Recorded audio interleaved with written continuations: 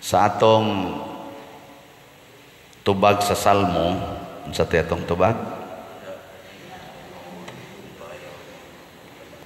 diha kanimo Dios ko, gibutang ko ang akong pagsalig. Mao ba ni ang inyong kisulti karong buntag ngadto sa Ginoo? Hay may inyong kisaligan karon para makakaon mo ang Ginoo o ang inyong paningkamot? Bantay ha. Angayan bang musalig tas Ginoo? Angayan bang ibutang nato ang atong pagsalig niya? Basin. Naiuban nagsalig sa iyang bana, ang uban nagsalig sa iyang asawa, ang uban nisalig sa ilang anak or nisalig sa ginikanan. Pero sa tinud-an ay panagsara kita musalig sa Ginoo.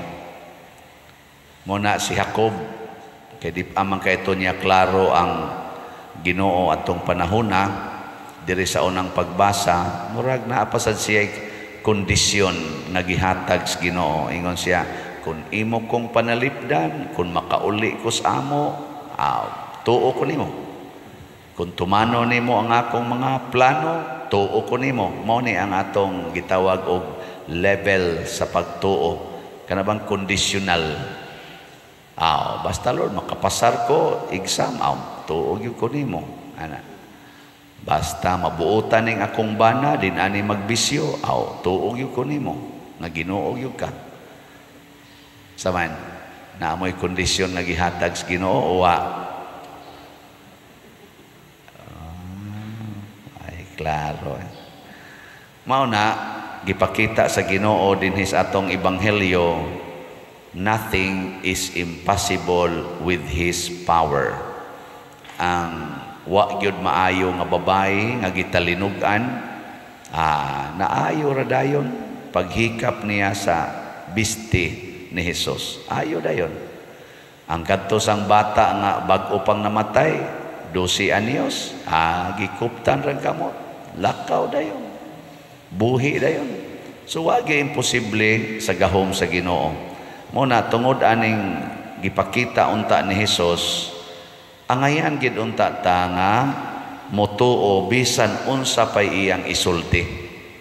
Pero unsa may nahitabo, gisupak siya, gipatay pagani. Nganong mo man ay nahitabo? Gilingi ako ng imong tupad pangutan ay na, ngano bitaw no? Ana. Unsa kay rason? Iya naman untang gipakita nga ang tanan niyang gibuhat maayo, ang kinabuhi iyang ibalik, ang mga sakit mawagtang, hasta pagani ang ilang mga diferensya sa ilang panglawas, sama ng buta, makakita, bungol, makadungog, amang, makasulti, bakol, makalakaw. Pero gisupak gihapon. Unya gipatay pag yun. Ngano ka? Uy, hibaw mo? Ako, asa kay ko kahibaw, pero ako raning gibana-bana.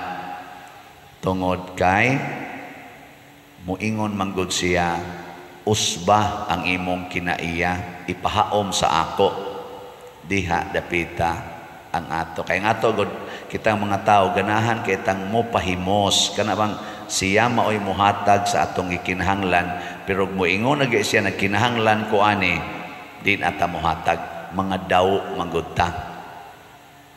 Pananglitan, muingon ang Ginoo, palit mog slat, tagaan ti kag kalipay. Palit mo dili. Dawa di baga kon-oko na. So sige lang sa tagpalit mahurot sa natong kwarta. Pero ang ibaw sa Ginoo nimo kalipay, niya magsiga Ginoo in taon mo hunong naunta nis bisyo ang akong bana kay naguul na gyud kay ko ani. Yang Ginoo ayaw pagsigampo ana, palit og slat, di ba malipay ka bisag magsigi pa naghubog-hubog imong bana. Bisag mangabit pa na imong bana, palit ra og slat, di ba malipay ka. Nabitay na ingon ako ni text ba, ingon din siya nga, padir pirmi gyong apiki akong budget, puslan man pirming apiki, may pag mo palit og slat nako kana muna sakto tanawa, di ba wa na jud kay budget. Okay mo magipalit og slat, pero malipayon ka. Karon mangutkot man kas imong guol man kay kang wa kay ikapalit og pagkaon or sudan, pero ipalit og slat o di ba bisag wa kay sudan malipayon ka, bisag wa pa kay bugas malipayon ka. Bihay may importante daghan kag bugas nya bugat imong gibati, mas bugat pa sa usa ka sakong bugas. Na may daghan ingunana gud nindot kayog balay, daghan kay kwarta, pero ang gibati portim bugata kay kani man kung kalipay o kalinaw, dili man ni mabayaran og kwarta. Mo na ang gustos Ginoo kanang imong kwarta ipanghatag na tagaan ti kag kalipay. Nagtuod ay kag makapalit kag kalipay, dili ihatag ra gud na imong kwarta ngadto sa simbahan, ngadto sa mga kabus, ngadto sa mga nanginahanglan, ibahin ra gud ang imong mga katigayunan, ngadto sa mga wa gyud tawo ila, malipayon kay kastanan. Na hilom lagi mo. Mao na. Salamat sa nipaambit kay naana taroy halin nga niabot na og sa atong SBF dag niabot na og 32,130 kaslats. Pakpak. Kani ang namalit ani 100% malipayon gyud. Pero naay malipayon nga kadiyot ra nasa uban malungtaron, depende sa ilang relasyon sa Ginoo. Yan ingon man ko ato no nga naatay 4 slot challenge. Gahapon man ni nako gi-launch ang 4 slot challenge pasidungog or pahinungod sa akong ikaupat na ka tuig isip parish priest nya kani pagi akong unang parokya ang San Vicente Ferrer. So upat na sad ko ka tuig dinhi isip inyong parish priest karong August 6 nya ang akong hangyo og nalipay mo sa akong pagka parish priest dinhi ma-territorial man or online parishioners, hala palit mo upat ka slot sa SBF dag 4 slot challenge 2,000 ray amount ana. Di ba? Pwede mo magbalik-balik o kapila mo palit basta 4 slot challenge. Gahapon ako ning gilaons nya nakadawat dayon ta gahapon og 26 ka 4 slot challenge. Pakpak. Kaning nipalit ani mas malipayon. Mopalit kag usa ka slot, malipayon ka. Palit kag 4 slot challenge, aperte. Samot imong kalipay. Tinuod ba ni dili? Testingin. Ayaw ginang tinuod. Palitin dayon. Namo kay ubad tinuod ba guna? Wa kay bugas, malipay ka. Basta paras Ginoo testingin. Ngano man nga si Saint Francis of Assisi kad dato niya ni biya man nagpakilimos hapit wa may kaon. Ngano man si Mother Teresa of Calcutta ni biya man atong iyang pagka-direktre sa usa ka dako nga eskwelahan, ni ngadto man padong sa mga wa gyud kaon katong mga gipang-od ang lawas. Ngano man sila si Saint Anthony Padua o uban pang mga dato kayo, Ignatius of Loyola, na miya mas ilang mga nindot kayong mga kahimtang aron mo puyo anang pobre kayong kahimtang. Ngano man didto nila nakita nga sa ilang pagsunod sa kakabos ni Hesus ug sa pagtuman sa tanang sugo sa Ginoo, didto gyud ang tinuod nga kalipay ug kalinaw. Mao na kamong mga ginikanan, porti na gyung paitas inyong gibati kay ang inyong mga anak mga badlungon kay tanan, tapulan pagyud kayo, dagko lang kaon, bugo ra ba pa eskwelahon. Nya muyaw-yaw mo ana, ayaw. Ang inyong buhaton unsa man pangutanas Ginoo Lord, unsa may imong mga pulong nga angay nako tumanon para aning akong mga anak. Ayaw ipatuman ang imong pulong ngadto sa imong mga anak mo samot gyud kabugat imong gibati. Ingnang Ginoo, unsa may imong mga pulong Lord nga akong gamiton para sa paghigugma nako aning akong mga anak nga lami naman kining lutoon nga buhi. Purti magtapulan na gyud. Ana, tanawa. Di ba sultihan day kas Ginoo, tanawa ang naong sa imong anak.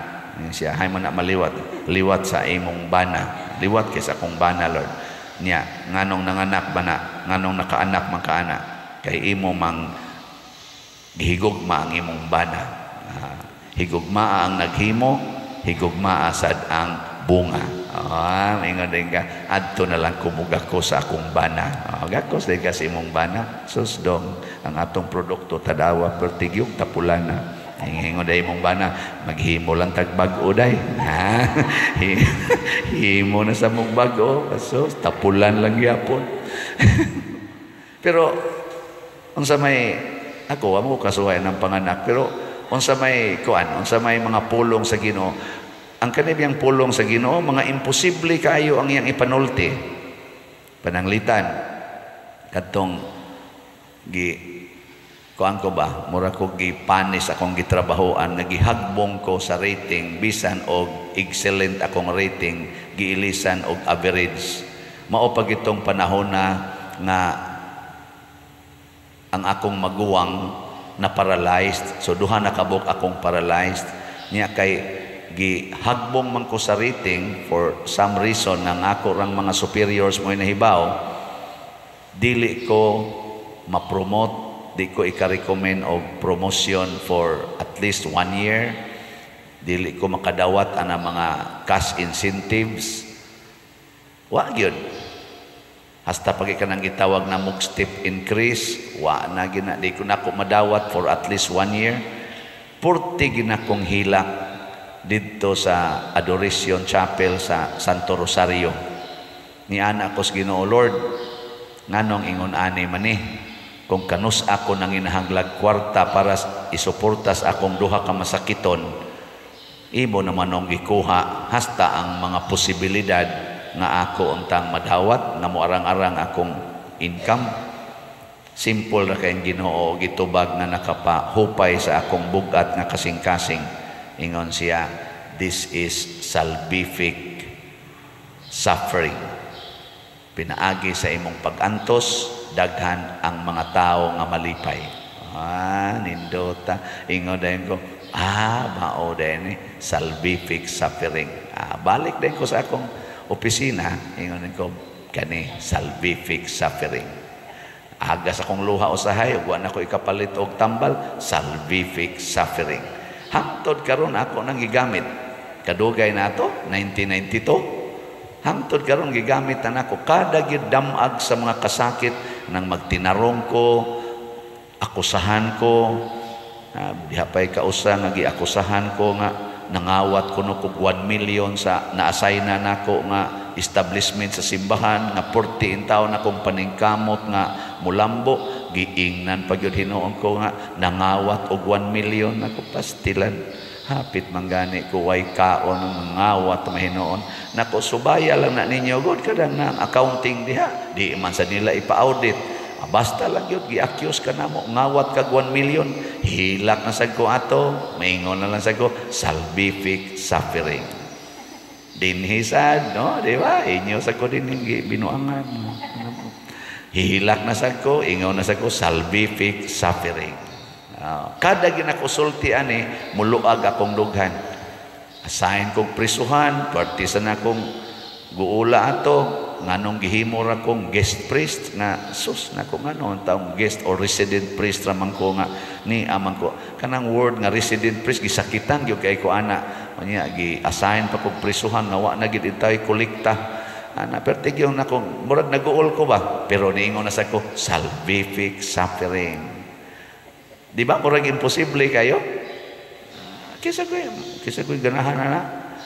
pero nakahupay na ako kay mausad to'y nakita sa Ginoo nga gikinhanglan sa akong kasing-kasing wa ko dagmahay wa ko naglagot sa mga tao nga na-involve sa akong kasakit hangtod karon in fact nakaingon ko salamat Ginoo nga imo kong gitagaan adtong maong mga okasyon wa tingali tutuyo atong mga tawhana nga ila kong pasakitan ila lang gi-address ang sitwasyon nya ako lay murag na igo mo na ingon ko salvific suffering so kanang tamparuson ka sa imong bana ing naragod salvific suffering di ba kanang mangabit ang imong asawa ing na salvific suffering libakon kas imong igsuon mismo nga ikaw pag nagtabang ana niya tong batan-on pa na nya karon libak-libakon na ka, daot-daoto na ka, ikiha pa ka, salvific suffering. Biyaan kas imong bana kay nangabit naglain unsa isulti iring-iring. Salvific iring-iring. Salvific suffering kanang atong mga kasakit ba? Mahupay lagi pero di ko moingon ha kaning akong nabati sa Ginoo mao sa niyang iyang isulti ninyo. Importante lang kung mura tagalibog, mura nagnibugat atong dughan, gaantos na ta. Please do not use your words and your thoughts. Ingna usan Ginoo, Lord, tag-iya mangyukas kinabuhi, naa man nimo ang tanan, wa may imposible nimo ang imong mga pulong espiritu magkinabuhi, palihog sultihi ko unsay pulong nimo nga akong gikinahanglan aron mo ka atubang ko aning akong sitwasyon karon. Nindot kayo ang atong bation. Words of God powerful gyud kay nas tanan, pero words of man distraction ang labas. Kana lang inig-ingon anang mga leaders nato, for example ni President Putin, dad-i nga tong nuclear weapon, bombahin na, mga words mo na kuan, pastila, kulbaa, inig-declare yun sa usa ka nasod, maggubat ta, sus, yung kulbaa, mga words mo na, powerful sa na nga mga words. Nya mo ingon sa tong kontra sa sigib, suwayb, suklanti ka, sus, kita sa kurug-kurug sa tala, gubat na kiti, patay na tani. Words of men. Ana, sige, lingi ay mong tupad. Ingna mangayo na tas Ginoo og pulong ha. Ingna kanang imong naong kinsa may pulong imong gisunod ana. Pangutan na. Kanang imong kanang imong pagkural sa imong balay kinsang pulong ana imong gisunod. Kanang imong kiha ng imong igsuon nga imong gi-accuse nga nagbinuang sa inyong kabahinanan, kanang kaso ron imong giatubang kinsa mang pulong imong gisunod sa Ginoo o sa abogado. Ana, mga pulong ba nga nindot i-check kanang imong pagsuyop karon kinsa mang pulong imong gisunod sa Ginoo o sa demonyo. Kanang moingon ba nga suyupan ni kay ulian gyud ka, suyupan ni buwagtang na imong problema. Ambot lang. Pero ang ako usagis akong na kuanan nga word, salvific suffering. Basta nindota mo ginay akong usas mga strongholds nako nga mga prinsipyo hangtod karon, labi naghasulo nako ani mga kasakit kinabuhi nga maghilak-hilak ng taba bisag tiguang nako mohilak baya gyapon ko. Magid bisag kamo dia mga tiwasono naman sa mga uban, pero hilak yapon mo no, mag-uol gyapon kagway kaon, wa kay bugas na unta, hapit naman unta ka maimpas, sige pa jud kagukod ang bugas, ay na lang, ina na lang, salvific suffering. Nindot kayo, sige manindog data mga buutan.